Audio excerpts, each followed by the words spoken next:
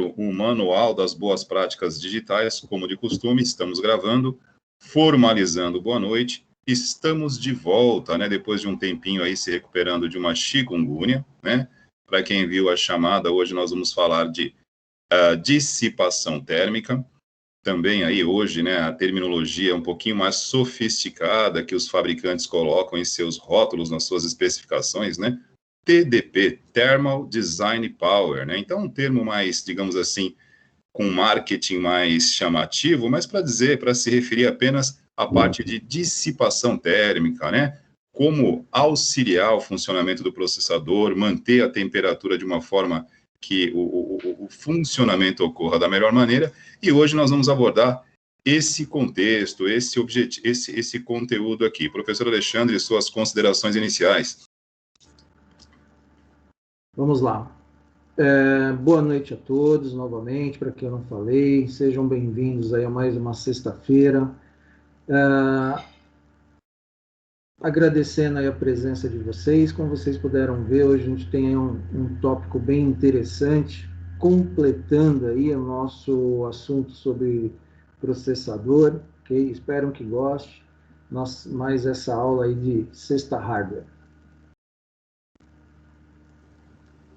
Perfeito, Alexandre. Bom, pessoal, para quem deu uma olhada aí no canal, eu disponibilizei para vocês o material que nós vamos usar como apoio aqui para a apresentação, tá? Está publicado aqui nas apresentações do Google. De vez em quando, eu não sei o que ocorre aqui no Teams, nós postamos esse tipo de coisa como link e ele já abre, né, uma miniatura da apresentação. Outras vezes isso não ocorre. Hoje apareceu somente o link lá.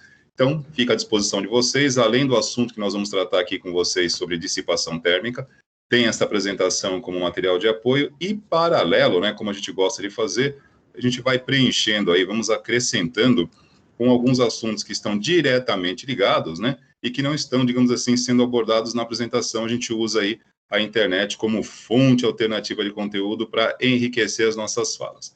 Bom, conforme estávamos mencionando aqui antes do início da aula oficialmente, né, o tema de hoje é a parte de dissipação térmica, que os fabricantes vêm se referindo já há um tempinho, né, com uma terminologia um pouquinho mais elaborada, né, ou seja, energia,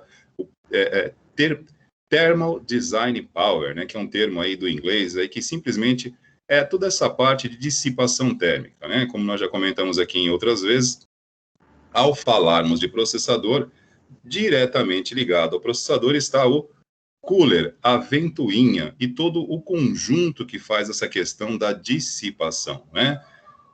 Independente do tempo ter passado bastante, nós não estamos mais vivendo a era do superaquecimento, como acontecia com o ENIAC, né, que tinha, digamos assim, para cada hora de funcionamento precisava de 3 para resfriar, mas a energia gerada durante o processamento de informações, durante o gerenciamento de processos do processador, isso gera uma energia muito grande, né? E, por consequência, por estarmos falando aqui de um dispositivo eletrônico, a circulação de elétrons faz com que esse aquecimento precise ser refrigerado. E aí entra esta questão da termodinâmica aqui, né? Ou seja, como é que a gente escolhe um cooler? Como é que a gente escolhe um dissipador? Quais são os critérios que a gente usa para, digamos assim, escolher o melhor, ou, digamos assim, o conjunto de dissipação térmica que mais se adeque à necessidade daquilo que nós temos em nossa configuração? A gente escolhe como? Pelo mais barato, pelo mais caro, o mais potente, ou aquele que vai dissipar esta energia térmica que estamos gerando. Tudo bem? Então, o assunto da aula de hoje vai ser norteado por esse tema aqui, tudo bem? Vou compartilhar minha tela com vocês. Deixa eu compartilhar a tela aqui.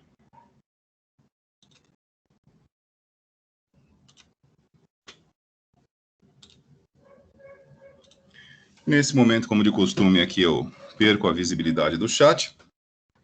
E vamos à apresentação aqui. Bom, primeiramente, antes mesmo da apresentação do material de apoio, eu coloquei aqui na chamada da aula, né, uma imagem um pouquinho diferente aqui no canal. E antes que isso gere dúvidas, né,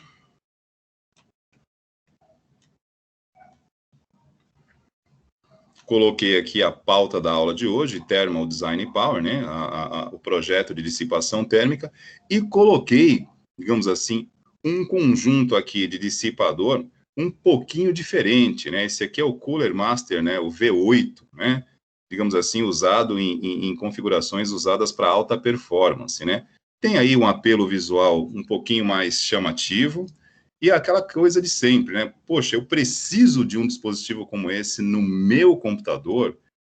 Esse tipo de dissipador, esse conjunto aí entre dissipador e cooler, ele é adequado para qualquer tipo de configuração? Então, entre o marketing visual, entre esse aspecto chamativo, digamos assim, mais estético, e a funcionalidade, tem uma via, né? Uma via expressa aí chamada adequação. Nem tudo que é potente, nem tudo que é de alta performance é necessário para o uso que nós estamos fazendo naquele momento. Senão, a gente acaba ocorrendo no erro da subutilização. A gente adquire um equipamento extremamente caro, mas que acabamos subutilizando devido à capacidade desse dispositivo ser muito além da nossa necessidade. Então, eu coloquei apenas como ilustração, porque, na verdade, eu acho super bonito o visual do V8, da Cooler Master.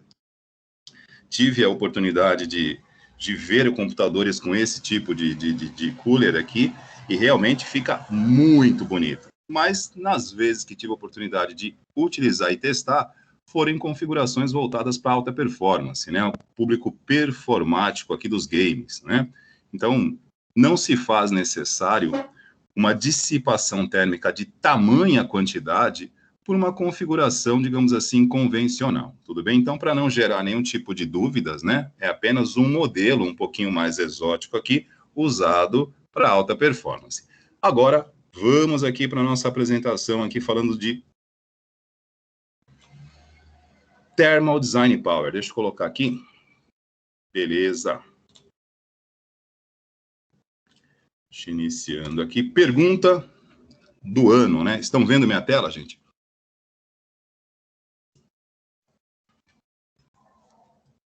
Sim, tranquilo. Tranquilo. Perfeito. Bom, como disse, esta apresentação está disponível aí no canal para vocês, né? Está logo no início, na abertura da aula, tem uma segunda chamadinha aí com o link, e aí está à disposição de vocês. Bom, Thermal Design Power, como eu disse aí, é um termo que hoje os fabricantes estão usando para se referir a este conjunto, né? Utilizado aí para dissipar a alta temperatura, essa energia gerada pelo processador. E vamos estudar esse tipo de coisa aqui. E aqui nós temos dois caminhos a seguir antes de começar, né? Primeiramente, mesmo quem não conhece isso a fundo e tenha pelo menos uma breve ideia do que se trata, já deu para entender que é algo muito simples, né? Ou seja, eu tenho um processador que gera calor, ele gera energia, né? Esta circulação constante de elétrons durante a execução dos ciclos de instruções em gigahertz, enfim, isso gera um aquecimento, isso gera uma energia. E é esta energia que você precisa saber o quanto será necessário para dissipar essa alta temperatura gerada. O que é dissipar a alta temperatura? É espalhar.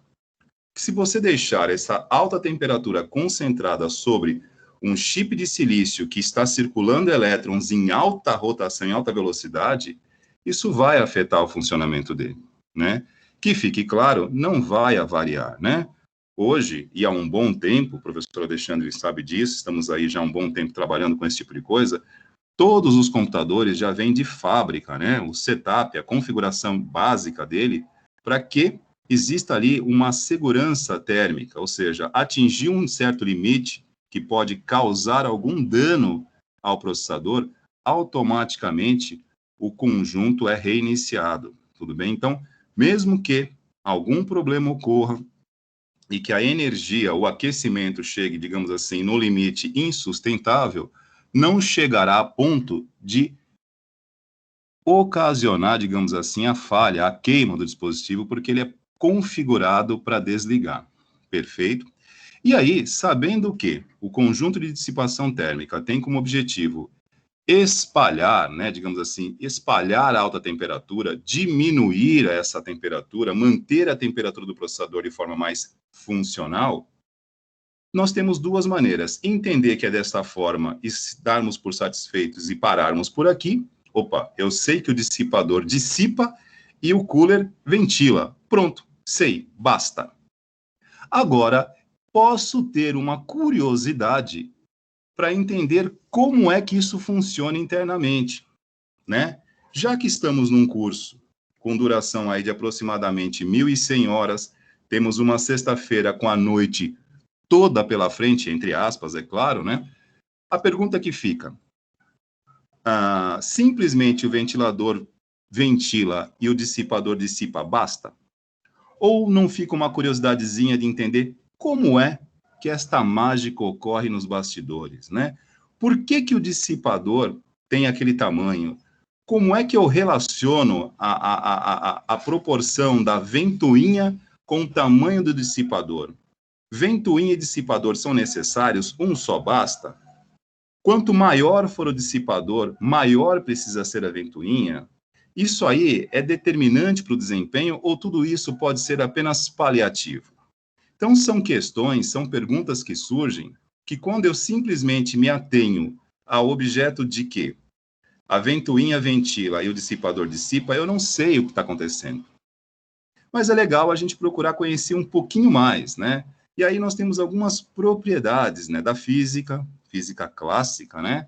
Ou seja, dilatação volumétrica de metais, de corpos, temos aí a questão da termodinâmica, ou seja, como é que a temperatura se dissipa, a condutividade da temperatura sobre corpos, nada disso com o objetivo aqui de complicar a vida de vocês, porque o nosso objetivo aqui não é esse, é simplificar, é pegar algo que possa parecer complexo, trazer para o nosso universo aqui, dar uma digerida e mostrar para vocês que não é só isso, né? Não é apenas uma ventoinha que ventila e um dissipador que dissipa, porque a redundância, ela é óbvia, mas não explica, tudo bem? Então, para aqueles que têm, digamos assim, um pouquinho mais de curiosidade, vamos pegar esse caminho aqui, ó, e descer alguns degraus, né, para entender como esta questão da dissipação térmica acontece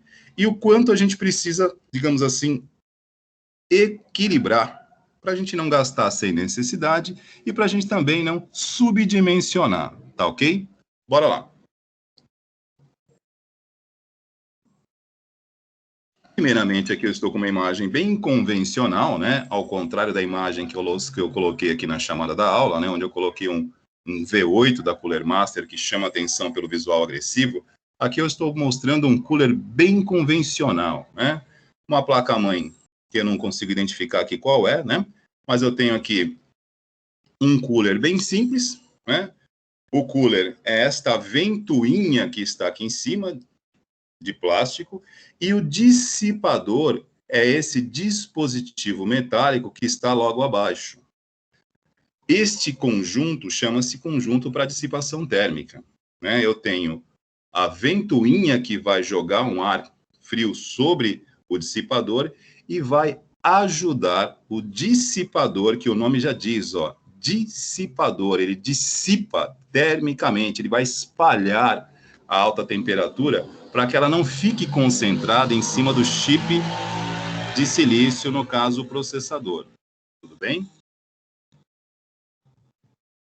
O que é aí, ó, a energia térmica de projeto, né? Traduzindo de forma funcional e não literal, o Thermal Design Power que a gente costuma ver hoje nas especificações técnicas dos processadores, tá? Quando você compra um processador ou quando você pesquisa sobre um processador, o fabricante já dimensiona para você o TDP desse processador, ou seja, a sua energia térmica de projeto, ou seja, o quanto ele gera de calor, para que você saiba o quanto você precisa de dissipar, ou seja, para que você possa dimensionar o seu dissipador e também, provavelmente, por consequência, a ventoinha que você vai utilizar. Geralmente, né, no universo do plug and play, do PEG-PAG, quando você compra um processador, geralmente, basta você perguntar, ou não precisa nem pesquisar muito, na própria loja já vão te relacionar ali um cooler indicado para aquelas especificações do processador.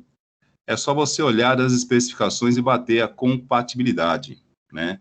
Porém, como disse, né, conhecendo um pouquinho mais a respeito de dilatação volumétrica, sobre condutividade térmica, você passa a ter um pouquinho mais de segurança e propriedade para escolher, né? Então, vamos lá. O termo, né, Thermal Design Power, né, ou energia térmica de projeto, indica a quantidade máxima de energia que um sistema de refrigeração deve dissipar. E lembrando que dissipar é espalhar essa alta temperatura para que ela não fique concentrada em cima do chip do processador, né? Que lá dentro, como já dissemos aqui inúmeras vezes, está ali, ó, em alta circulação, uma quantidade enorme de elétrons pelos milhares de mini transistores que estão ali, né? Em escala nanômica, né? Ou seja, menores que a espessura de um fio de cabelo. Nós temos milhares de transistores dentro de um processador. E quanto maior a quantidade de núcleos de um processador, que nós já vimos aqui nas aulas anteriores, né? Falamos de núcleos, de threads, essa quantidade se multiplica de forma exponencial. Quanto maior a quantidade de transistores, maior a circulação de elétrons e mais aquecimento, mais energia será gerada. E, por consequência, eu preciso dissipar com mais eficiência. Tudo bem? Então, aumentar apenas o ventilador, a ventoinha, não é muito inteligente, porque você teria o quê? Uma ocupação de espaço muito grande, né? Então, a gente precisa, digamos assim, nos fazer valer de outros artifícios. E aí surge o dissipador. Tudo bem? Ao desenvolver o cooler e o dissipador para um processador, os fabricantes devem criar produtos capazes de dissipar, espalhar e retirar toda a energia gerada, né? Como nós já comentamos aqui, ele esquenta pela alta circulação de elétrons, porque é um dispositivo eletrônico, numa quantidade muito grande, né? Essa energia, a gente mede em watts, ela tem uma potência, né? E a temperatura, como todo mundo sabe, aqui no Brasil a gente mede em Celsius, né? Em outros países, em Fahrenheit, e em algumas circunstâncias em kelvins, mas não é o caso aqui, né? Quando vocês encontrarem o termo K em algumas literaturas, a letra K, em algumas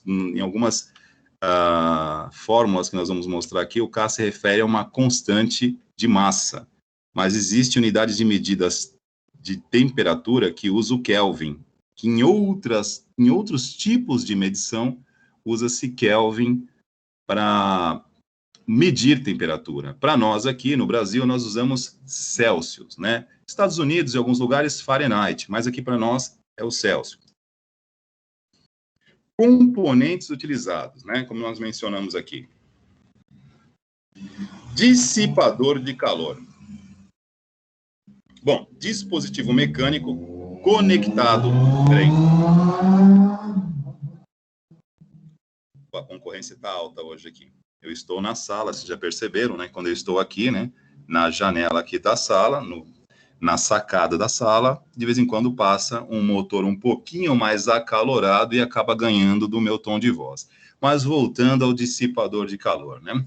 Tenho aqui, ó, alguns exemplos de dissipador de calor, né? Dispositivo mecânico conectado ao corpo do semicondutor. Quem é esse semicondutor?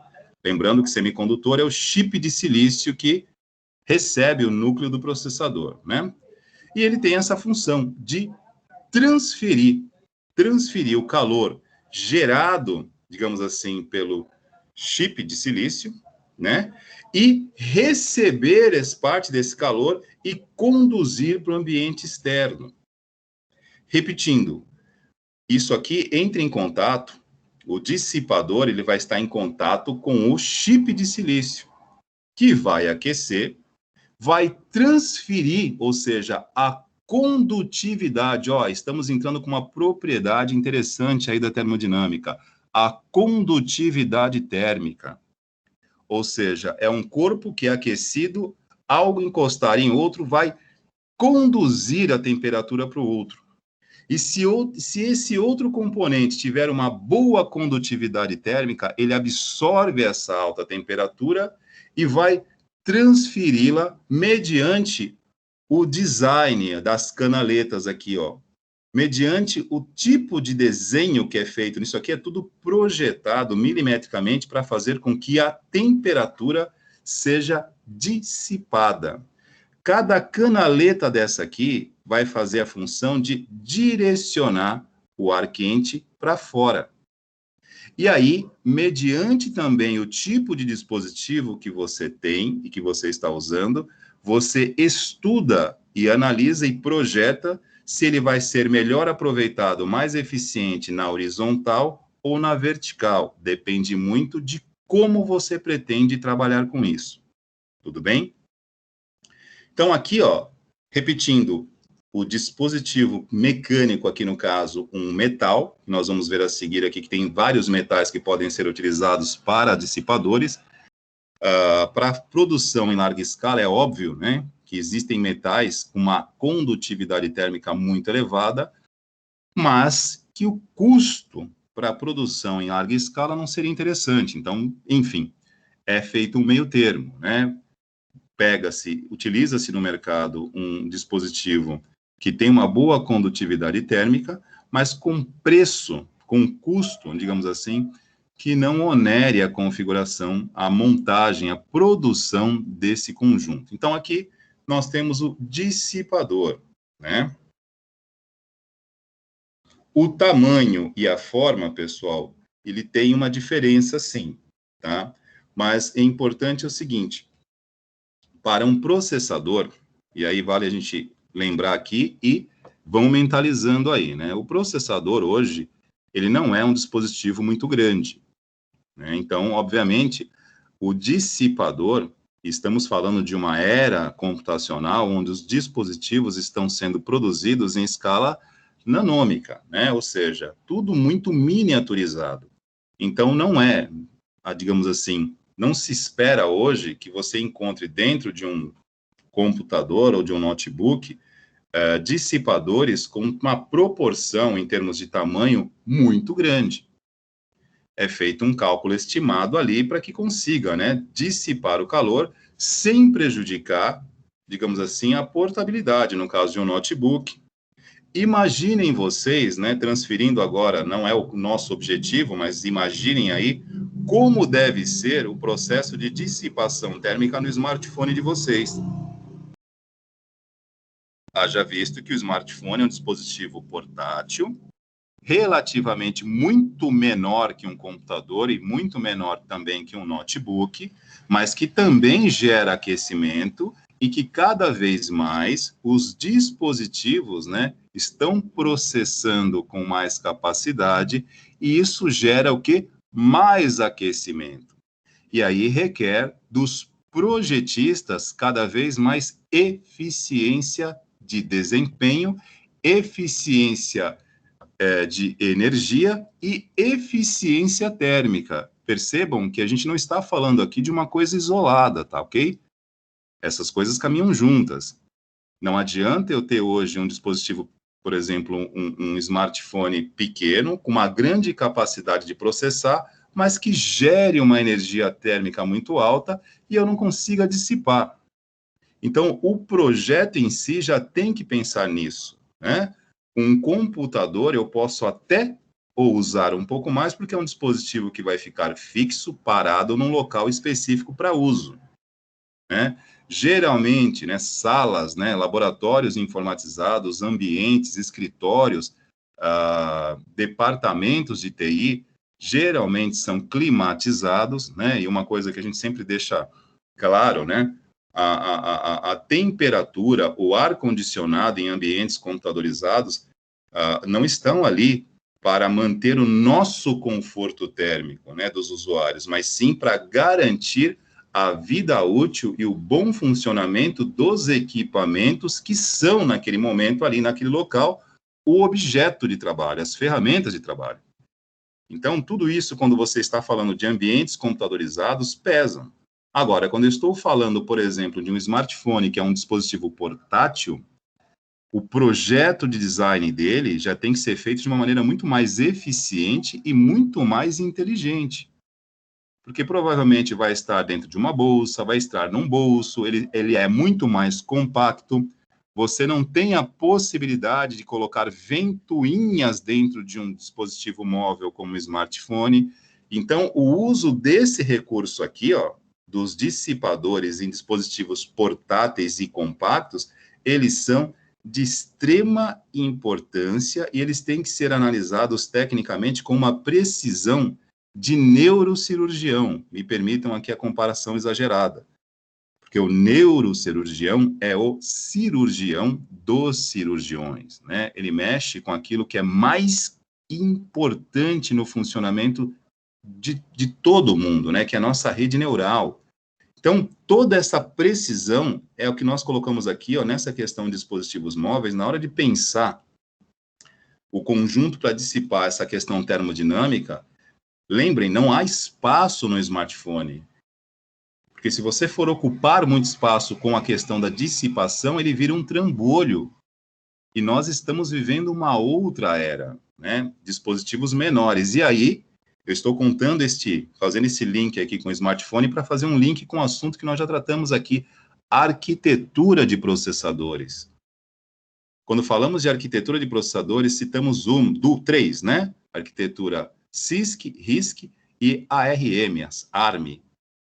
As arquiteturas ARMs, né, que elas usam instruções reduzidas, né, e consomem menos energia, geram menos aquecimento. Elas têm boa capacidade de processar, mas elas acabam consumindo menos energia. Então, os processadores com arquitetura ARM, nesse momento, e há um bom tempo, diga-se de passagem, eles estão muito prestigiados no mercado, porque eles a princípio foram criados para atender uma necessidade específica, mas hoje estão alçando voos muito maiores, né? Porque essa questão da coeficiência entre processamento e déficit e coeficiente de energia, eles estão com uma relação de custo-benefício muito interessante, então, ou seja, eles conseguem produzir bem, consumindo baixa energia. Inclusive, os supercomputadores do momento estão usando muito a arquitetura ARM. E eles não são portáteis, são monstros, são computadores gigantescos, mas usando a arquitetura ARM não apenas pelo desempenho, porque desempenho a gente consegue multiplicando os chips, mas para que você tenha menos consumo. Porque se você tem menos consumo e você gera menos energia térmica, você precisa investir menos na refrigeração. E aí a gente entra num outro conceito, ou seja, se eu tiver que usar energia para baixar a temperatura, eu estou desperdiçando energia. Estou entrando num paradoxo aqui, e eu não quero complicar, eu quero fazer me entender. Repito, se o nosso conjunto computacional for de excelência, e ele processe muito, mas gere muito calor, eu vou ter que gastar energia para poder baixar essa temperatura. Ou seja, a energia do aquecimento vai consumir energia para ser refrigerada. E aí temos uma outra analogia que eu espero, né, estar fazendo sentido e não estar viajando para vocês, né? Eu não acompanho Fórmula 1 mais. Faz tempo que eu não acompanho Fórmula 1, porque eu acho que está um pouquinho chato, né? O piloto cada vez pesa menos e a tecnologia pesa mais. Mas você já, para quem acompanha a Fórmula 1, já deve ter ouvido falar de uma terminologia chamada CARES. O que é o CARE? CARE é um conjunto, digamos ali, né, que foi criado, projetado alguns anos atrás, há um bom tempo atrás, que a energia gerada, né, para frear o carro, o atrito, né, digamos assim, do disco com o freio, para parar, para diminuir a velocidade, esse atrito gera uma energia. E para que você não simplesmente desperdice essa energia, na Fórmula 1 criou-se um mecanismo para acumular a energia gerada pelo atrito dos freios e depois propulsionar o motor. usar isso como uma fonte de energia para o motor. Isso veio na Fórmula 1. E há um bom tempo, a AMD tem usado isso em seus conjuntos. A AMD tem uma tecnologia chamada RCM, Ressonant Clock Mesh, que ela faz com que a energia térmica gerada, ao invés de você ter que simplesmente gastar mais energia para baixar a temperatura, ela também consegue utilizar parte dessa energia para alimentar outros circuitos no seu conjunto. É uma tecnologia desenvolvida pela AMD por volta de 2012. Não é que ela não tenha marketing, né? Mas as pessoas não conhecem muito bem sobre isso. Ela surgiu ali entre 2012 e 2013, na época da arquitetura Bulldozer, que foi uma arquitetura da AMD, que chegou para fazer frente ao Core 5, a essa linha SandBridge da Intel.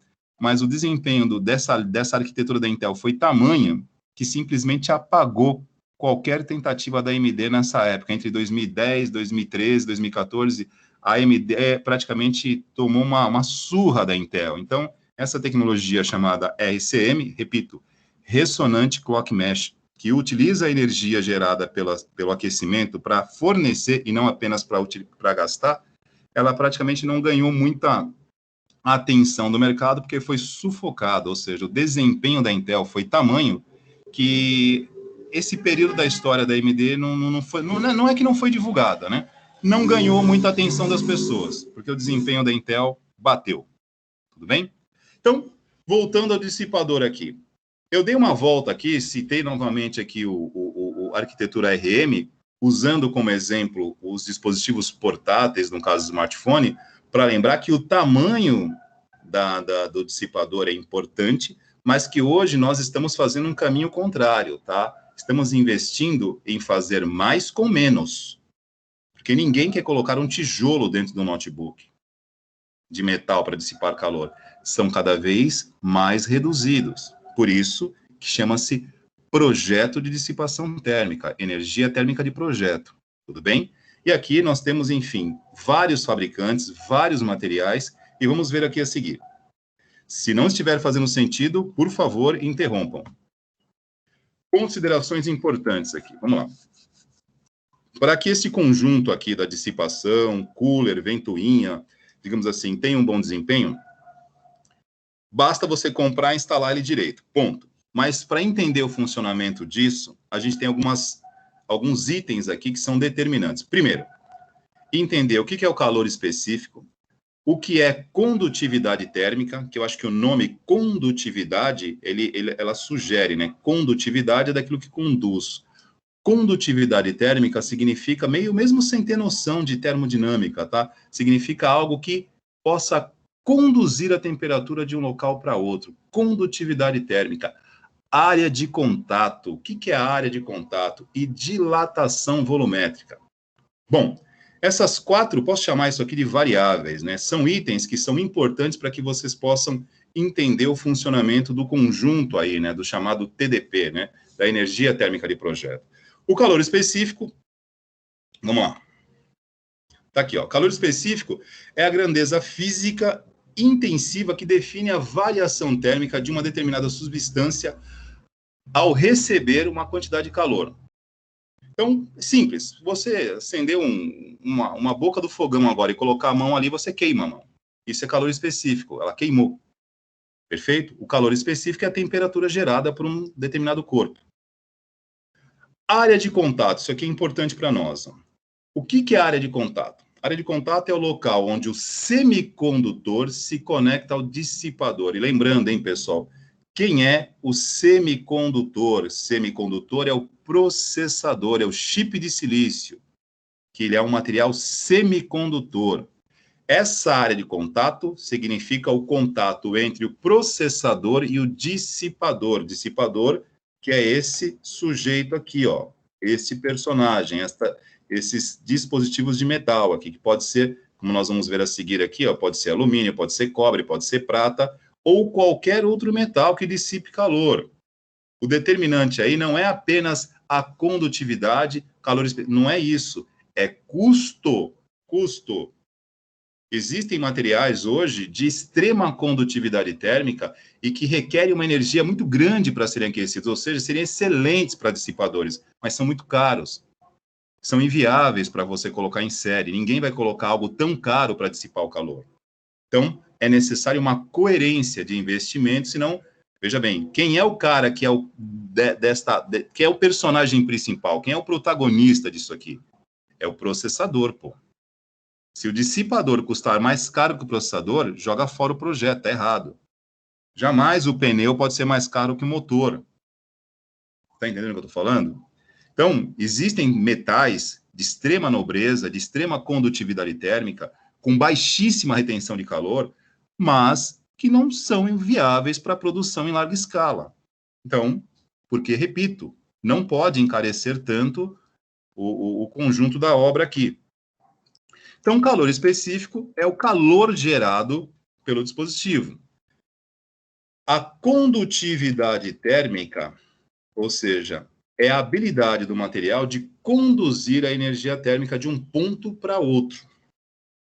Existem materiais que conduzem termicamente a temperatura, existem outros que não. Por exemplo, né? Geralmente, vamos lá, o pessoal que gosta de se arriscar aí, lembrando que está na época aí do MasterChef, né? Gosta de se aventurar na culinária, na gastronomia, tá na moda hoje, né? Umas panelas de cerâmica, né? Que elas têm aí, digamos assim, por não terem metal, elas não liberam algumas substâncias sobre o alimento, né? Aquela galera que curte uma alimentação mais específica, né? Que não gosta do Teflon, que tem um componente químico que pode ser transferido para o alimento, então usam panelas de cerâmica. Mas a panela de cerâmica, ela tem a cerâmica, ela tem uma boa, não é um bom condutor. Ela é praticamente, ela não é um bom condutor térmico, né? Ela consegue manter a baixa temperatura ali, mas ela aquece. E depois que ela aquece, ela se mantém aquecida por um bom tempo, né? E aí, para você poder pegar uma panela dessa, né? Se for uma daquelas muito raiz, né? Que não tem muita aonde você manusear, ao colocar a mão nesse tipo de panela, você tem que estar sempre botando uma luva, um pano, porque senão você vai esquentar, vai queimar a sua mão, porque há uma condutividade térmica ali. Mesmo a cerâmica sendo, digamos assim, não sendo o melhor condutor térmico possível, porque ele neutraliza bem, né? Porque ele consegue segurar bem a temperatura ali, mas depois de um tempo sobre uma boca de fogão aquecendo, ele vai receber essa temperatura e vai conduzi-la para todo o seu corpo. Ali nós temos a condutividade térmica. Uma panela convencional de metal, o metal, ele conduz a energia térmica muito mais rápido do que a cerâmica. A cerâmica, ela oferece uma resistência maior. Uma panela convencional de metal, alumínio, enfim, ela vai aquecer muito mais rápido. E por esse motivo, ela tem nas suas alças algum material isolante para que você possa manuseá-la, senão você queima a mão ainda mais rápido que a cerâmica. Ou seja, o metal tem uma condutividade térmica maior que a cerâmica. A cerâmica oferece uma resistência maior. Então, no caso aqui, se eu quero dissipar o calor, eu não quero neutralizar, eu quero que ele toque, ele se expanda para o outro componente e ele saia. Eu não quero que ele fique brigando para entrar. Eu não quero que no meu dissipador tenha resistência à temperatura. Eu quero que a temperatura passe por ele e siga. Eu quero que haja uma fluidez. E aí chama-se condutividade térmica. Vamos supor, você está pegando fogo em uma das extremidades, mas se você colocar a mão na outra, a temperatura ela é conduzida por toda uma haste, por toda uma extensão e chega até você. Isso chama-se condutividade térmica. Tudo bem? A área de contato, como disse, repetindo, é o contato entre o processador e o dissipador. Que aí entra um outro personagem que eu coloquei aqui bem discretamente, pessoal. A área de contato é o local onde o semicondutor se conecta ao dissipador. diretamente impactado pela condutividade térmica do dissipador, ou seja, a condutividade térmica melhor, ele vai dissipar melhor. Se ele for mais resistente, ele dissipa menos. Ele pode ser melhorado e deve ser melhorado, porque hoje isso é padrão, né? Através da utilização das chamadas pastas térmicas, que, enfim, né? No subconsciente popular, como já dizia Freud e Gustav Jung, no subconsciente popular, a galera às vezes inventa uns usos aí para pasta térmica que não dá para entender. Mas a pasta térmica, ela tem como objetivo melhorar essa questão entre a área de contato e a condutividade térmica. Por isso que essas variáveis aqui, elas podem baixar o custo disso, ou simplesmente, se você se deixar levar pelo marketing, pela moda, você gasta um dinheiro desnecessário nisso aqui, simplesmente porque você, digamos assim, quer usar o que tem de mais sofisticado para fazer algo que, tecnicamente, deve ser adequado à tua necessidade. Então, a pasta térmica também não é feita para inventar a roda. Ela simplesmente melhora a qualidade desse contato entre a superfície do chip e o dissipador. E o material, a composição química da pasta térmica determina o seu valor e a sua qualidade para melhorar a condutividade térmica. Tudo bem? Então, tome muito cuidado com alguns vídeos no YouTube que colocam pasta de dente, que colocam, de tudo. Eu já vi até chocolate, tá? Isso é besteira, não entra nessas, tá? Eu acho que a gente tem que usar aqui como exemplo referências técnicas, tá? Então, assim, bom, até o final da aula aqui a gente pega para falar só de pasta térmica. Vamos terminar isso aqui primeiro, depois a gente vai para pasta térmica. Mas, enfim, só o alerta aí. Cuidado com esses vídeos meio que ilustrativos, né? Com alguns mitos aí para a internet. O cara colocou pasta de dente, funcionou. Bom, tudo bem, mas não é por aí. Vamos usar tecnicamente o que deve ser usado, tá ok? Então, calor específico é o calor gerado pelo corpo ali que está sendo aquecido. A área de contato é a área onde ocorre o contato entre o semicondutor, que é o processador, e o dissipador.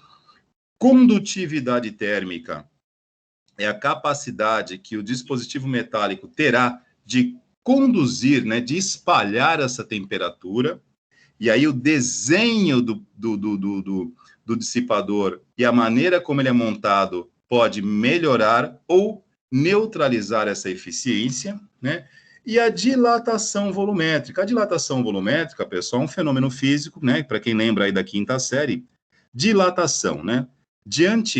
Expostos a alta temperatura, um corpo metálico ele vai se dilatar, ou seja, ele expande, né? E diante de uma exposição ainda mais prolongada por um ponto de aquecimento, ele entra em estado de fusão, ele pode amolecer, né? Então, assim, a dilatação volumétrica pode ocorrer, mas ele não pode derreter, tudo bem, gente? Tanto é que não se usa, né, em hipótese alguma, para dissipadores térmicos, né, metais com composição que não suportem a temperatura daquele dispositivo, senão ele derrete. Não é essa a ideia. Ele pode até ter uma dilatação, mas não pode derreter. Tudo bem? Materiais mais comuns, pessoal. Bom, em larga escala hoje no mercado, a gente tem o alumínio, o cobre e a prata, né? Geralmente é um desses três aí que está no seu computador em casa, no seu notebook, no seu smartphone. Geralmente o mais barato, né? Porque, como nós dissemos aqui, não se trata apenas do metal, mas sim da forma como ele é utilizado. Tranquilo? Ponto de fusão, isso é importante. O ponto de fusão é o ponto de derretimento aí, né, pessoal? Isso aqui é condições extremas, tá? Nenhum processador vai derreter. Nenhum.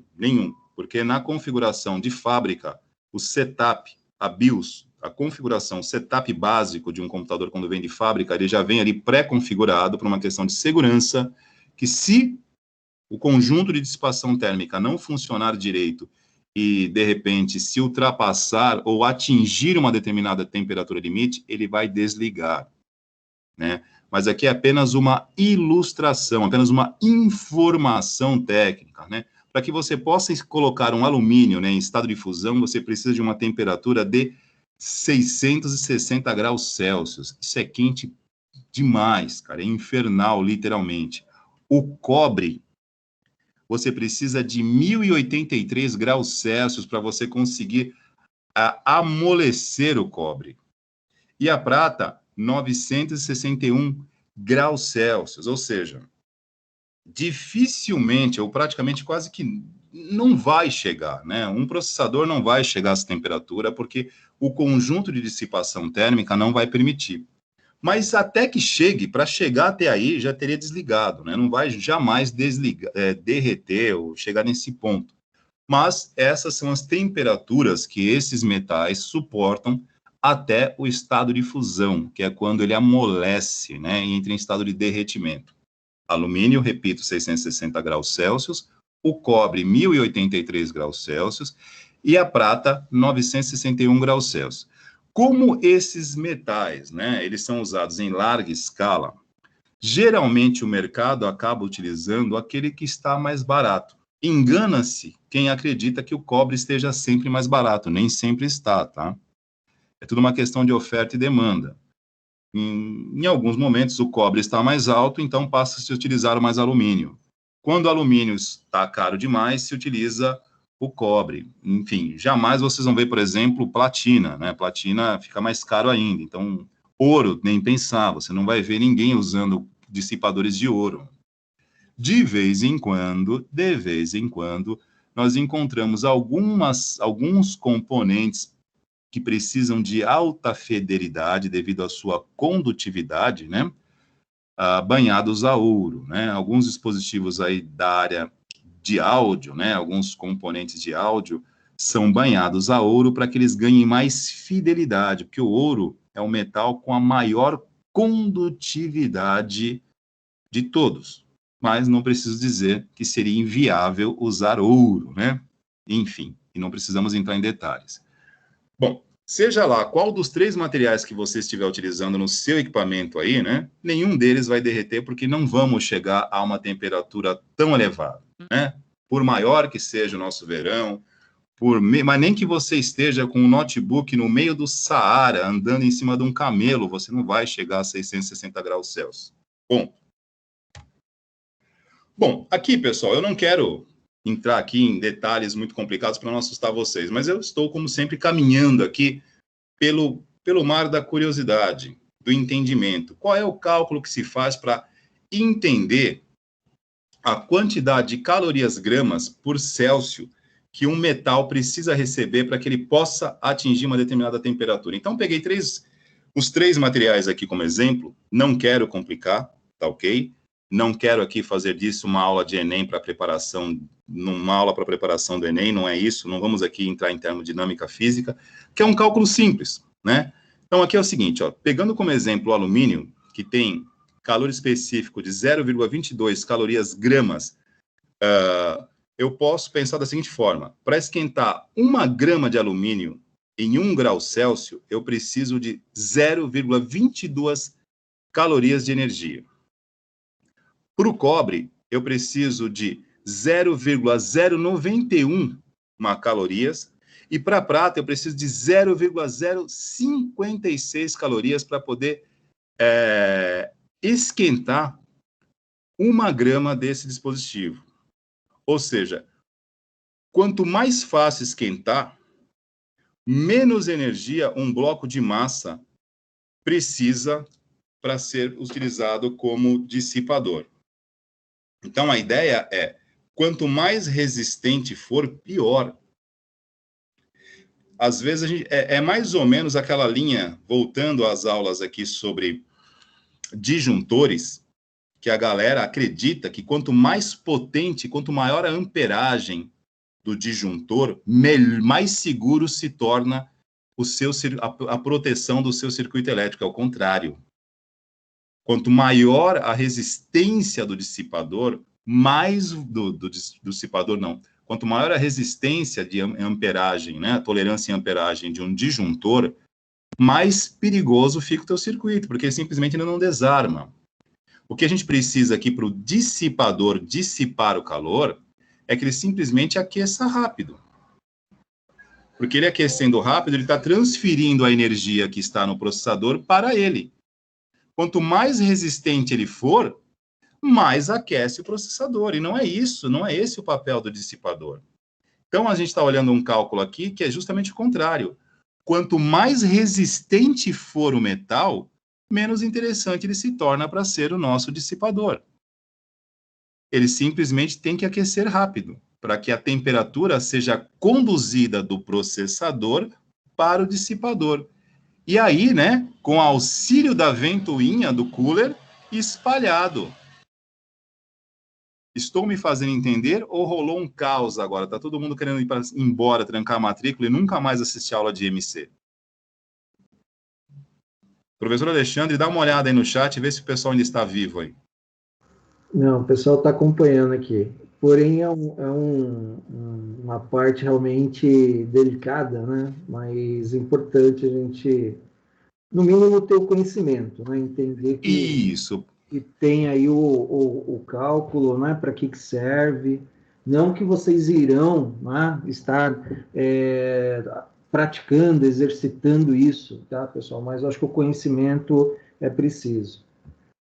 E o conhecimento, além de preciso, pessoal, como nós, repito, né, como nós temos uma sexta-feira cheia, né, a noite cheia, ficar apenas na redundância de que o dissipador dissipa e a ventoinha ventila, eu acho pouco, né? Então, o nosso objetivo não é sermos complicadores, muito pelo contrário, a ideia é pegar algo complexo e parecer simples. Mas algumas coisinhas aqui, às vezes, pode confundir, mas faço minhas palavras do Alexandre, tá? Eu sempre falo disso aqui com muita cautela para não gerar uma dúvida desnecessária, porque a gente vai usar isso, não vamos calcular isso. Mas, vamos lá, né? Amanhã ou depois vocês vão fazer um curso de engenharia da computação, algo do tipo. Opa, esse tipo de coisa cai. A gente precisa pelo menos ter uma ideia. Ou já ouvi falar disso numa aula de manutenção, professor Wagner Alexandre. Porque, ó, estamos vivendo uma era onde a informação está aí, mas o conhecimento não está aqui. Informação, né? E aí voltemos às aulas de terça, sistemas de informação. Internet, poxa, é uma convergência de sistemas informativos o tempo todo, mas nós não transformamos isso em conhecimento.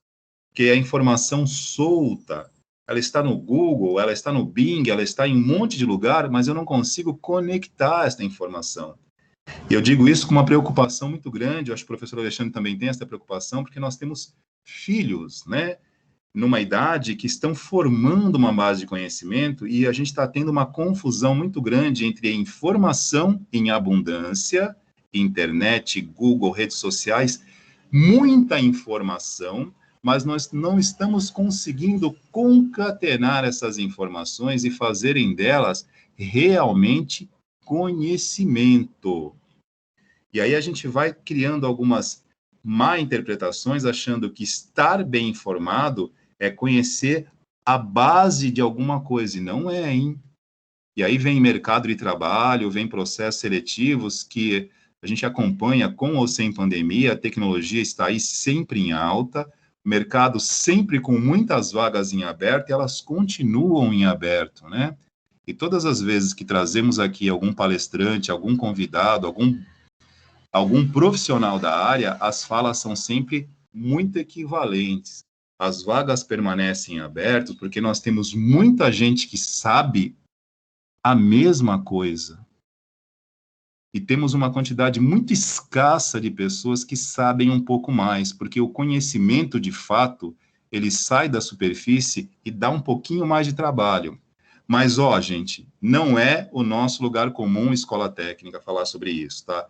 É que eu gosto de procurar um pouquinho, de fornecer um pouquinho mais para vocês, mas não é. Aqui, no universo técnico, não é lugar da gente aprofundar. Eu ouso um pouquinho, porque nós temos 5 aulas na semana aqui de MC. Mas fiquem tranquilos, a ideia, repito, não é complicar, mas sempre dando esses pequenos spoilers, né, gente, de que informação é uma coisa e conhecimento é outra, tá ok? Então, só para fechar, quanto maior a resistência do metal, pior ele seria como dissipador. O bom dissipador é aquele que aquece rápido porque ele recebe, ele conduz a temperatura. Ele aqueceu e espalhou. É isso que ele tem que fazer. Ele não tem que segurar, ele não tem que reter. Ele é um dissipador, ele tem que dissipar. Ele não é um retentor de calor. Ele não é um capacitor, ele não vai acumular a temperatura, ele tem que espalhar. Então, ele tem que receber essa temperatura rápido, ou seja, ele tem que aquecer rapidamente, porque à medida que o processador passar essa alta temperatura para ele, através da condutividade térmica, a temperatura, essa energia gerada pelo processador, sai do processador e se transfere para esse outro corpo metálico, que é o dissipador, que acaba sendo potencializado pela pasta térmica, que nós vamos falar mais adiante, que é uma pasta composta por uma composição química que ajuda nesse processo da dissipação térmica, beleza? Que no final da obra vai auxiliar o funcionamento do processador, porque quanto menor a temperatura do conjunto, melhor é o desempenho de processamento. Perfeito? Repito, quanto mais baixa for a temperatura do processador, melhor o seu desempenho em termos de processamento. Por isso que esse tipo de coisa aqui, né, é feito pelos fabricantes. Você escolhe um processador, ele já disponibiliza, os fabricantes de ventoinhas e dissipadores já produzem os seus equipamentos com base nas informações técnicas que são fornecidas pelos fabricantes de processadores, a Intel, a AMD e outros fabricantes, no caso aí dos smartphones, né, a Qualcomm, né, que está brilhando aí no universo dos smartphones, quando eles criam um processador novo, né, eles fornecem todo o mapa, chama-se datasheet, né, o mapa mapa de dados, né, folha de dados do dispositivo, com informações técnicas, com tudo isso, condutividade, temperatura, tudo isso para que o fabricante possa desenvolver dissipadores e, se for, no caso, um processador para computador, ventoinhas, coolers para isso, tudo bem? Bom, saindo da parte de física e voltando aqui para a nossa parte de instalação e manutenção de computadores, né? Não quero deixar sequelas. Ventilação forçada, né? O que é a ventilação forçada? É quando você aplica ali uma força extra, ou seja, uma ventoinha, o chamado cooler, né? Que vai ter ali, né? Caracteriza-se pela utilização de uma ventoinha, que vai ajudar a resfriar, né, o conjunto, né? Ele vai auxiliar o dissipador, diminuindo a resistência térmica do dissipador à medida que o deslocamento de ar em metros por segundo aumenta. Ou seja, quanto maior a ventilação, obviamente, melhor a dissipação, né? Um outro processo aqui, pessoal, utilizado, mas não muito em... Veja bem, isso aqui, ó, esse exemplo que eu coloquei aqui é apenas uma ilustração, tá? Esse tipo de dissipador aqui, eles são usados em conversores de alta potência, né? Em notebooks, nós temos muitos desse tipo de coisa aqui, ó, dissipadores com essas barrinhas, mas não vão água, não vão água não, tá? Aqui, ó, em conversores de alta potência, aqui vão líquidos, né? Da mesma maneira que um radiador de um carro, você não usa mais água hoje em dia, são componentes químicos que você usa para que ajude, né, a placa do dissipador a conseguir, né, dissipar a alta temperatura com mais eficiência devido à circulação de um líquido quimicamente montado aqui para auxiliar esse processo de dissipação de calor, né?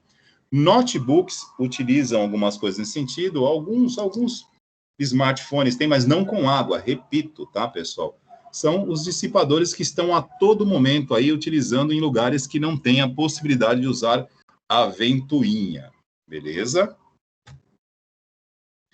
O water cooler, pessoal, aí já entrando no universo da alta performance e aquela questão que a galera costuma perguntar, professor, eu preciso comprar um water cooler?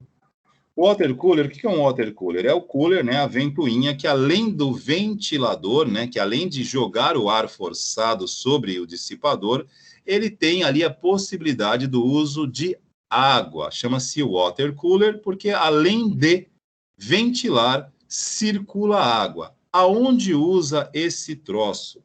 Somente em configurações de alta performance, tá ok? Ou seja, configurações gamers, ou, digamos assim, configurações montadas para benchmarks, para testes, né? O que são benchmarks? São testes de alta precisão, de alta performance, né? Ou até para, assim, para feiras, né? Por exemplo, hoje nós não temos tantas feiras, né? Como nós tínhamos no passado, aberto ao público, Fenasoft, Condex. Hoje nós temos nessa linha aí, o que acontece no começo do ano, que esse ano não teve devido à pandemia, esqueci o nome aí, Alexandre. Como é o nome daquela... que fugiu agora. O Jucimar sempre ia, pô, com o pessoal de Itanhaém, algumas turmas de Itanhaém. Campus Party. Hoje nós temos a Campus Party. Na Campus Party a gente costuma ter aí algumas demonstrações de water coolers, né? Uns testes, gabinetes com alguns enfeites. Mas, enfim, não há nada que você faça hoje com water cooler que você não possa fazer com, digamos assim, com um cooler ventilado a ar, exceto as configurações voltadas para alta performance. Reparem, pessoal, que esse tipo de dispositivo, ele não é feito para estar num computador convencional, tá? Isso aqui é para uso específico. Obviamente, não preciso nem lembrar que o custo dele também né? Isso aí é voltado para alta performance. Reparem que aqui, ó, tem duas GeForce GTX, que eu não sei qual o modelo, mas enfim, né? Refrigeradas a água, porque obviamente elas demandam aí, enfim, um processamento. Eles estão aí em Crossfire, ligados em série, né? E para quem nunca viu isso aqui operando, pessoal, uma GeForce dessa aqui, dependendo do modelo, tem algumas, eu já vi algumas que tem quase o tamanho de um caderno de 10 matérias. Elas são bem robustas mesmo para algumas configurações assim mais performáticas, que também estão sendo usadas hoje para mineração de dados, para ciência de dados também, devido à grande capacidade de processar.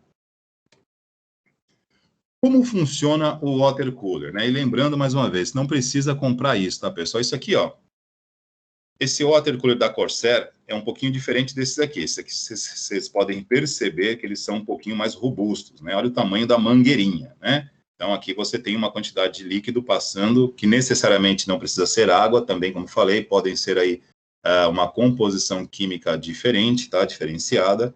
Esse aqui é um water cooler que você até pode ter na sua casa, né? Não é tão caro, é um da Corsair, numa dimensão um pouquinho menor, e acaba sendo mais que, na verdade, se você for usar um water cooler numa configuração comum, ele vai ser mais decorativo, né? E se for um gabinete fechado, que não tem ali uma tampa de acrílico para as pessoas verem dentro, não faz sentido você usar esse tipo de dispositivo de dissipação, de refrigeração, numa configuração tradicional. É meio que, sei lá, não há porquê, né? E se não há porquê, não tem para quê, né?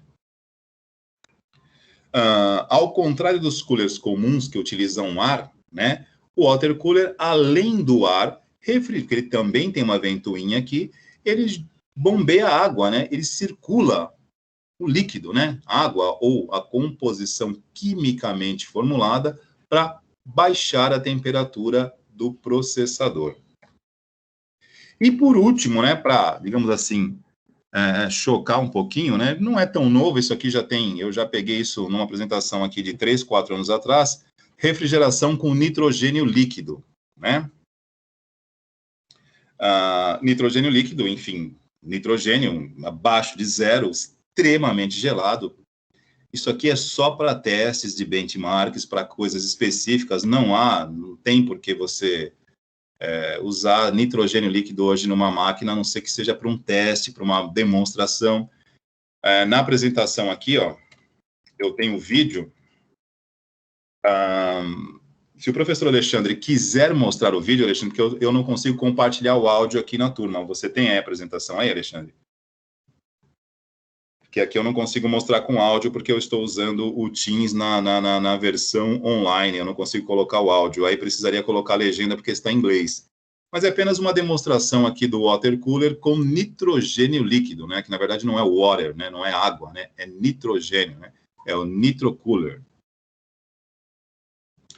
Eu vou até dar uma parada aqui, voltar aqui para vocês.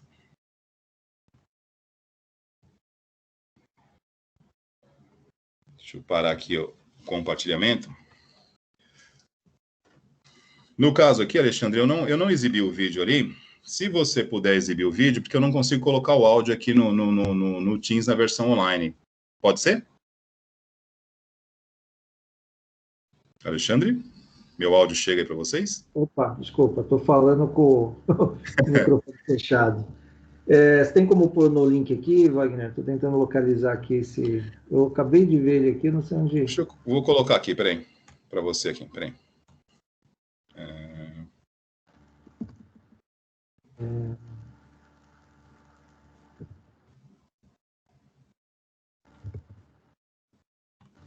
Já estou passando para você, Alexandre. Só um minutinho. Estou colocando no chat aqui, ó. Beleza, então vamos lá. Só lembrando, né, que está com áudio, mas o áudio está em inglês, precisa colocar em português. É um teste de bancada ali para testar o limite, né, das placas ali, e para conseguir, digamos assim, o máximo de refrigeração, eles fazem um teste usando nitrogênio líquido, né, que o nitrogênio no seu estado líquido, ele é praticamente abaixo de zero, sub-zero. E aí você consegue uma temperatura praticamente, enfim. Esse é o tipo de teste também, gente, que a gente discute às vezes. Professor, esse tipo de teste é válido? Olha, mas não é aplicável para o dia a dia, né? Em que circunstâncias ou em quais circunstâncias você conseguiria ter nitrogênio líquido para você fazer um uso desse? Né? Então, vale por uma exposição para alguma coisa, até com o efeito de marketing, né, da empresa, no caso a EVGA, mas você não reproduz isso em escala normal de forma alguma, né?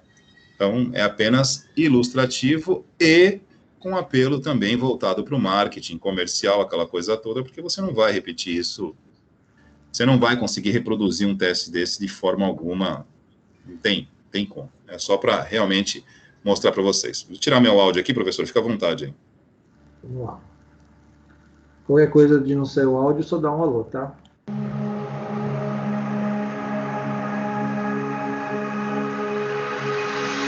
So since the beginning, extreme overclocking has pretty much been the same way. You take the pot, you mount it to the motherboard, you pour the liquid nitrogen in, you watch the temperature meter, and you regulate the temperature based on what the CPU or GPU needs, right? So nothing's changed. I'm Vince Lucido, Kingpin, been overclocking since about 2001, 2002, and been doing it the same way since then until now. My name is Tim, and I'm also known as Ilya Tsemenko, and I'm doing extreme engineering here at EVGA. I've set lots of 3D Mark records. I helped the design team with the VGA. We've made 3 Kingpin cards. Have we made 3? 4. We made 4 Kingpin cards. One day I just got really sick of pouring, and I said, hey man, let's do it. You know, this thing we always talk about forever. So we sat down and we sort of drafted out everything, what we'd need. I started testing the valves, I started testing the blocks manually. First, I was kind of skeptical because we were talking about this for maybe like 7 years before I get even to EVGA and work with Vince together in the same lab. We started out with just a lot of conceptual stuff and drafts and drawings. Tin made a manual controller for me. We modded that Mortal Kombat controller, but it still relied on a human to activate it and control it. So that's how we started this crazy project about doing the automatic LN2 cooling system. This machine will use a lot less LN2. So it takes some ideas from the water cooling world, some ideas from the extreme overclocking world, mix them together into one crazy system.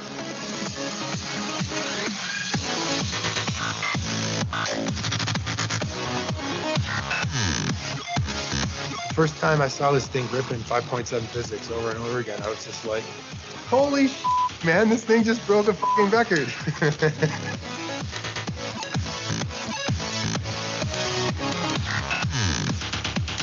This block has a very high capacity. It's actually able to push KP 1080 Ti to the absolute limit.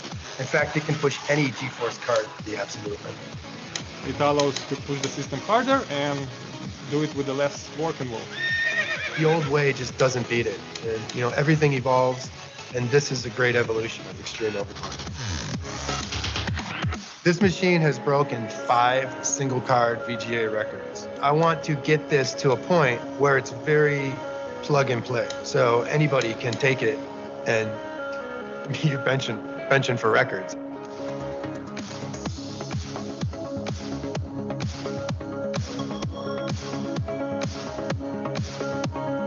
Power, check. Temperature, check. Control, check.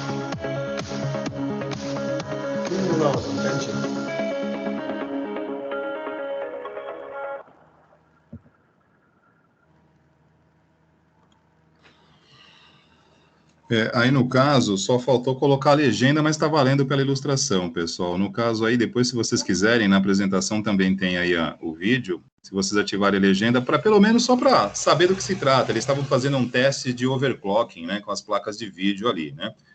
Mas, enfim, a ideia era só para mostrar para vocês o uso, né, do nitrogênio líquido como uma alternativa, né, que, assim, extremamente excêntrica, né. Excêntrica, um exemplo assim só para mostrar, mas não é algo aplicável, não é algo comercialmente também utilizado, enfim, é só para ilustrar. Depois, se vocês quiserem, vocês podem ver. Professor, obrigado aí pela ajuda aí. Imagina. Eu eu estava assistindo e esqueci de ligar a legenda mesmo. Mas eu acho que o que vale mesmo é simplesmente mostrar, né, a fumaceira do nitrogênio líquido, as conexões congeladas ali, né? Uma coisa assim, bem...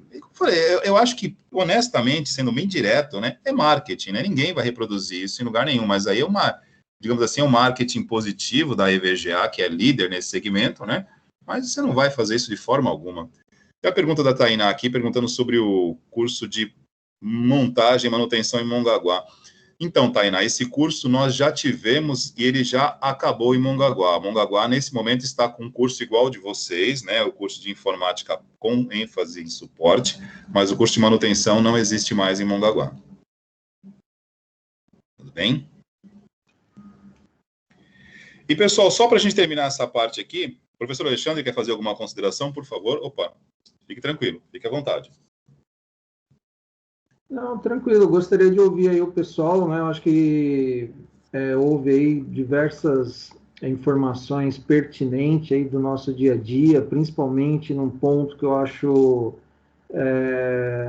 importante, né? Que é a refrigeração, né? Nós entendemos aí a questão de, pelo menos, observar, conhecer, né? Essas tecnologias, esses processos, e que está no nosso dia a dia, tanto em desktop, né, notebook, entre outros dispositivos que nós temos e utilizam dissipadores, né, com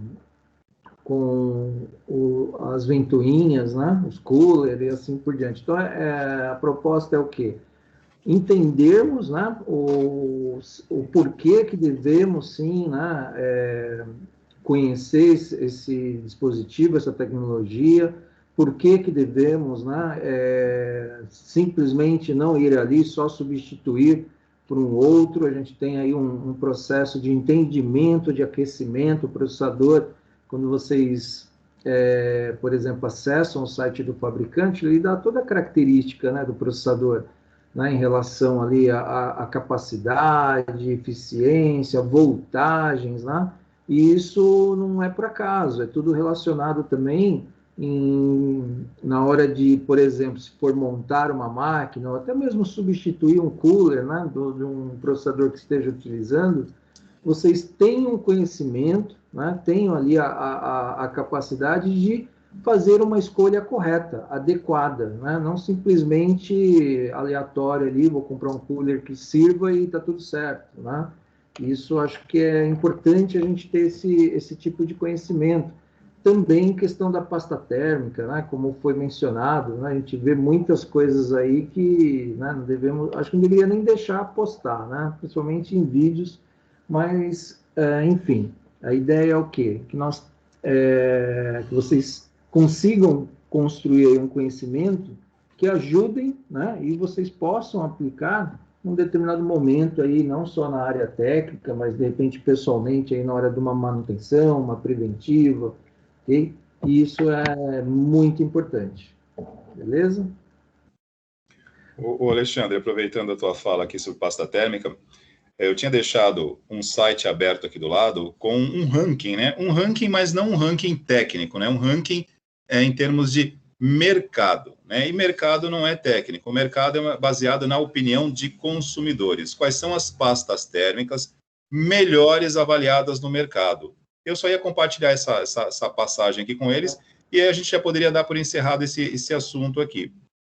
O pessoal gostaria de perguntar alguma coisa a respeito disso? Que aí eu compartilho aqui só para mostrar. É um site que só não estou com de cabeça aqui o domínio do site, mas repito, não é uma avaliação técnica, é uma avaliação de mercado, levando em consideração opinião de consumidores, tudo bem?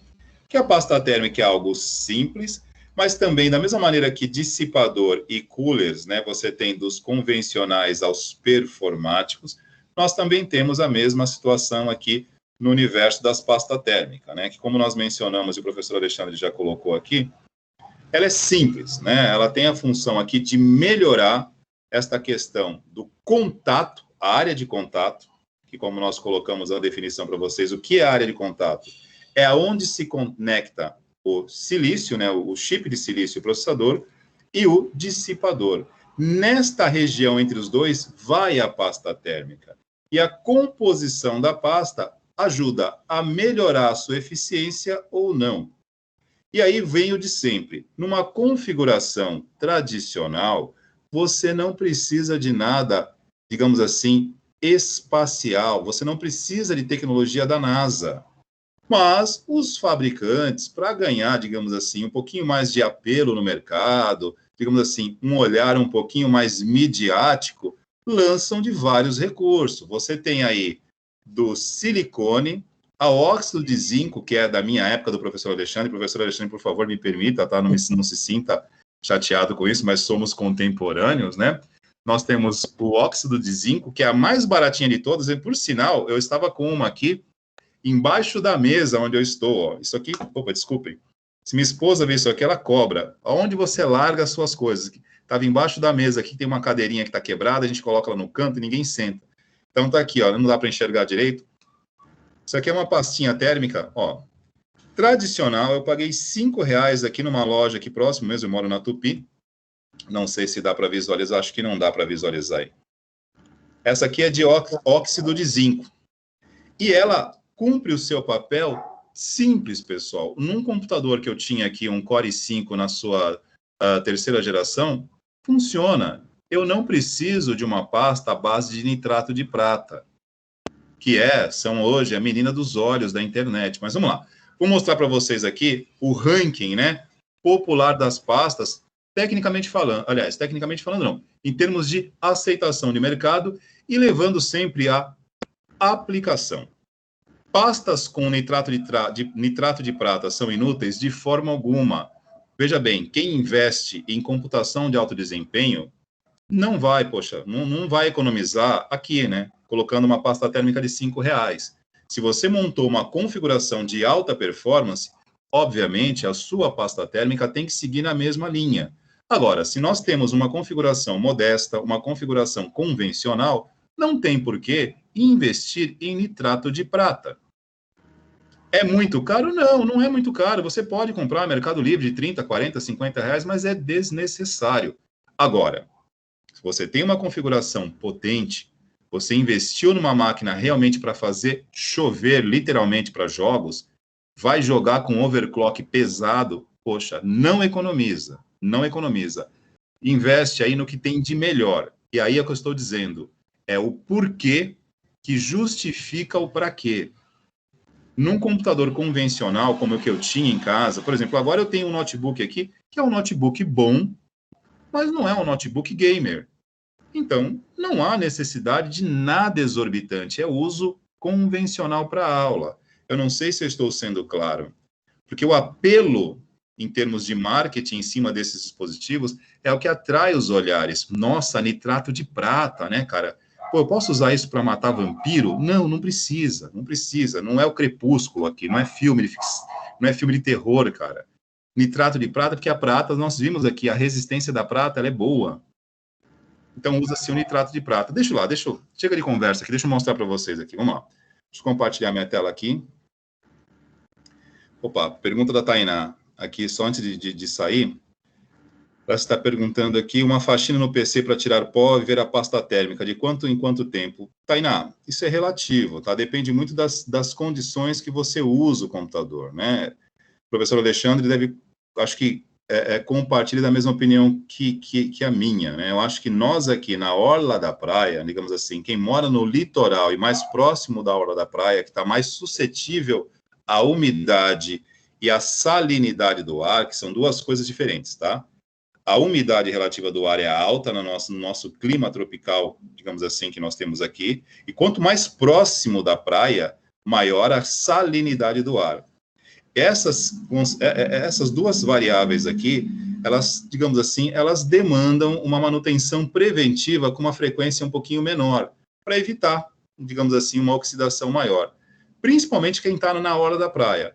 Mas em termos de período, é bom observar. Como faz tempo que eu não pego máquinas nessa região, mas acho que, sei lá, uma vez a cada um mês e meio, acho que não sei se chega a ser tão curto assim. Professor Alexandre, fica à vontade aí para dar um parecer, porque faz tempo que eu não pego máquinas para trabalhar da orla da praia, entendeu? Eu moro aqui praticamente a uns 100 metros da praia, né? Então, não oxida com muita frequência por aqui não, mas temos uma quantidade de sal no nosso ar, a chamada maresia, que aumenta o processo oxidativo. Professor Alexandre, fique à vontade aí, dê o seu parecer a respeito. Não, você está correto, Wagner, só complementando aí a sua colocação, né? Quando a gente fala, né, em manutenção preventiva aqui na região litorânea, né? A gente tem que levar em consideração alguns fatores, né? Por exemplo, como que a máquina, por exemplo, se for um desktop, né? Como é que ela está condicionada, né? Qual é a localização, se a pessoa está muito próximo aí, né, do mar, isso sim vai comprometer em questão de precisar, né, diminuir o tempo aí em relação à manutenção preventiva, né? Tá? Mas, em média, né, por exemplo, um computador exposto, né, vamos supor, bem próximo à orla da praia, você vai ter que estar aí observando, no máximo, a cada 3 meses, aí, as condições do circuito, placa-mãe, né, o próprio gabinete, se ele já não está com umidade, se não está aparecendo corrosão, né, para isso você ir acompanhando e aí, né, já, né, fazendo aí, no caso, o agendamento, até mesmo a própria manutenção. E quando o computador ele está numa situação que está bem, né, condicionado, você percebe, vamos supor, dependendo do lugar, está num ambiente condicionado com ar-condicionado, fechado, né, ele é um pouquinho mais protegido, aí já vai alongando, né, você vai tendo aí uma previsão de manutenção mais longa, a cada 6 meses, uma vez por ano, né? E assim por diante. A gente tem esse princípio, né? Esse fator aqui, né, na região, questão da maresia, né? Da umidade do ar, né? Isso é um fator complicador que a gente tem que estar assim, atento e observando. Obviamente, os notebooks já é uma arquitetura diferente, né, em relação ao desktop, né? Então, ele já tem aí um prolongamento maior em relação a esse tipo de processo. Aí eu diria que uma vez por ano, né, dependendo de como disponibilizado, né, deixado ali o equipamento, né, e a região onde você está. Mais próximo, por exemplo, da maresia, da umidade, nós entendemos que você tem que ter aí uma atenção maior, né, uma observação maior para ver qualquer sinal para correção. Caso contrário, se estiver mais protegido, né, no ambiente ali com ar-condicionado, numa situação mais correta, isso aí vai prolongando, ok? Espero que tenha atendido aí a dúvida da Tainá. Ô Alexandre, e aproveitando que você me fez lembrar de duas situações bem extremas.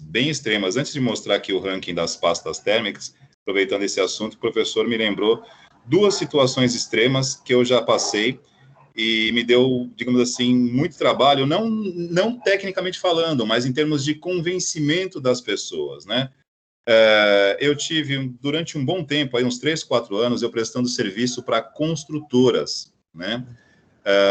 E assim, prestando serviço em construtoras em início de obra, ou seja, equipamentos montados em containers. Geralmente, quando uma construtora está criando uma fundação para construir um prédio, um condomínio, ela aloca um container e ali ela monta o seu escritório, onde ficam os engenheiros, os arquitetos, os responsáveis pela obra. E aquilo ali, principalmente quando ocorre também em obras próximas à praia, que a praia passa a ser ali uma variável em segundo plano, porque em primeiro plano você tem cimento, areia, pedra, uma quantidade de poeira enorme e um detalhe muito complexo. Você não consegue fazer as pessoas entenderem que aquele equipamento não vai funcionar naquelas condições e você também não consegue o entendimento necessário para a questão da manutenção preventiva. Esta mentalidade não ocorre. Então, eles esperam parar para te chamar desesperados para ir lá e resolver o problema. E não tem mais solução, porque, enfim, no caso de uma obra, né, numa fundação com bitoneiras, trituradores, a quantidade de poeira levantada é tamanha, Alexandre, que de uma semana para outra já está impossível. O computador funciona sei lá como. Então, além de você não ter uma condição ali adequada para o uso, porque é uma obra, é uma construção, né? E não adianta a gente tentar, porque eu não sei se eu consigo explanar para vocês, para o nosso universo aqui, né, dentro da nossa redoma, né, da tecnologia, o computador passa a ser o objeto dos nossos estudos, o alvo do nosso trabalho. Mas dentro de uma construção que tem como objetivo edificar um condomínio, que tem cronogramas para seguir, e esse cronograma ele é determinante para que o financiamento do banco ocorra em milhões de reais, eles não estão nem aí para a poeira, eles não estão nem aí se o computador vai parar, eles simplesmente querem tocar a obra e você não consegue realmente mudar isso.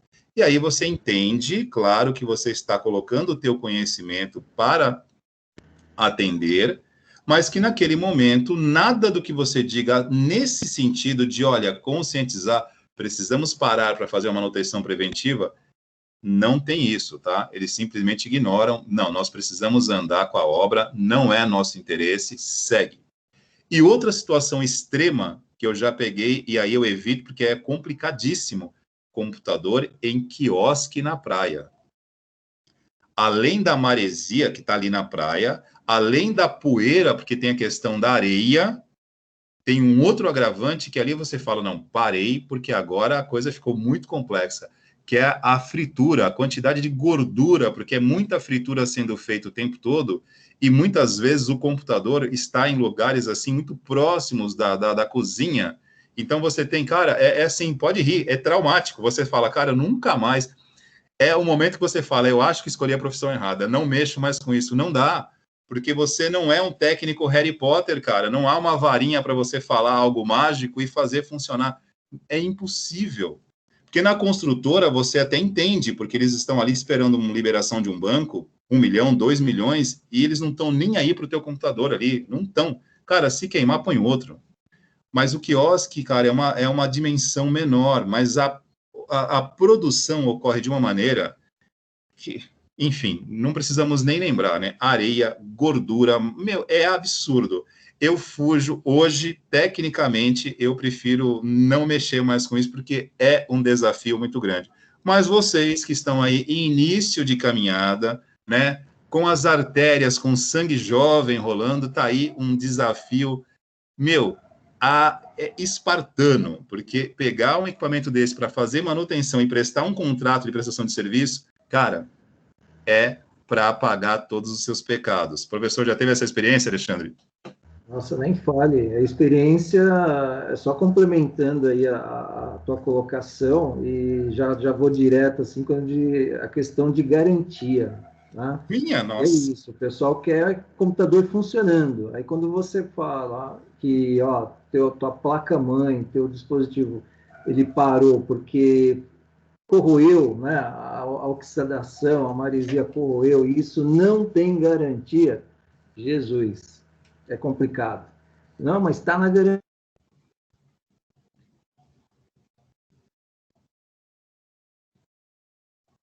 Acho que travou para mim. Eu que travei ou foi o Alexandre que travou, hein? Opa, voltou. Voltei.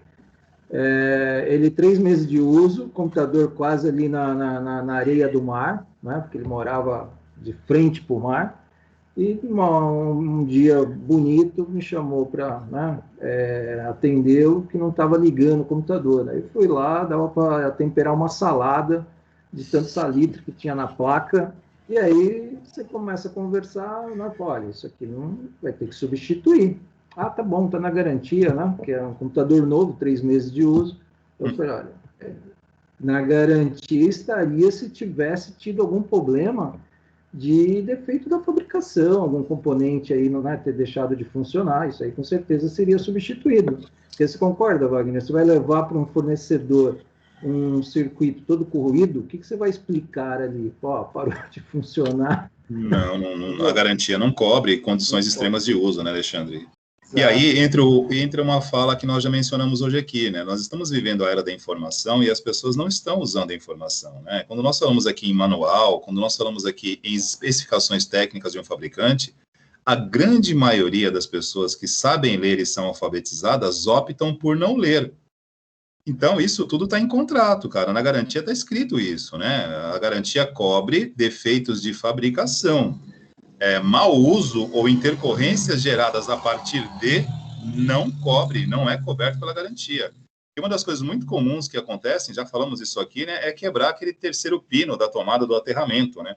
A galera quebra aquilo e depois, às vezes, né, inocentemente, quando vai levar numa garantia, leva aquilo quebrado. Aquilo já descaracteriza, já simplesmente já alimenta o lado do vendedor, do fabricante, né? Condições inadequadas de uso. Acho que o Alexandre travou de novo aí, hein? Ou eu travei. A minha internet hoje, ela tá meio... não está querendo trabalhar muito, não. Vocês estão ouvindo?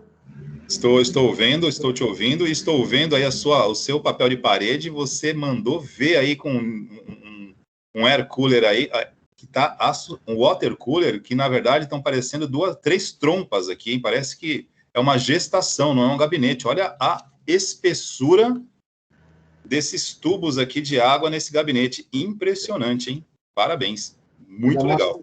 Aproveitei aí já o ensejo da aula, o pessoal já aí apreciando aí a tecnologia. Muito legal, né? E como faz falta essas feiras, hein, pra gente poder levar a galera, cara? Eu cheguei aí em Mongaguá com dois ônibus e 2 vans, cara. Eu, professor Vandré, Daniel e a Nádia. 2 ônibus e 2 vans, cara, para a FenaSoft. Foi em 99 e 2000. Inclusive, você tinha falado da Campus Party, né? Tá aberta, né, para inscrição, né? Mas eu nem cheguei a ver como que vai ser. Eu imagino que deve ser tudo online, né? Questão aí da pandemia, mas era sem dúvida. Um evento muito legal também. Até joguei o link aí, pessoal, depois, né? A nível de curiosidade, dar uma olhada, ver o que é o Campus Party. Lá tem bastante imagens, fotos aí dos eventos dos anos anteriores. É muito legal vocês darem uma olhada, né? Bem interessante. Bom, Alexandre, pelo nosso horário aqui, a gente já ultrapassou em 10 minutos de intervalo. Faz o seguinte, eu deixo para mostrar o ranqueamento aí das pastas térmicas na volta. Eu mostro isso rapidinho, em questão de 5 minutos, depois você já apresenta para eles a nossa atividade referente ao assunto, e aí os liberamos para fazer, tudo bem? Depois do intervalo, pode ser? Combinado, beleza. Então, tranquilo. Fechou, pessoal. Daqui a pouco a gente volta às 21h30? Isso, combinado.